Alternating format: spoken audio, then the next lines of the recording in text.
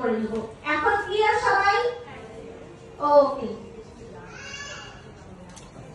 আমরা যারা professional makeup artist আছি, আমরা অনেকগুলো কালারের ফাউন্ডেশন আমরা রাখবো না।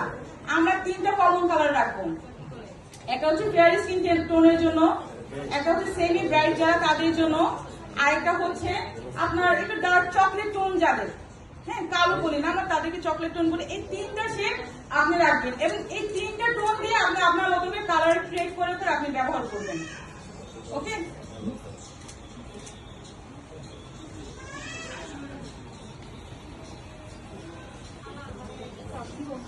আপু এখন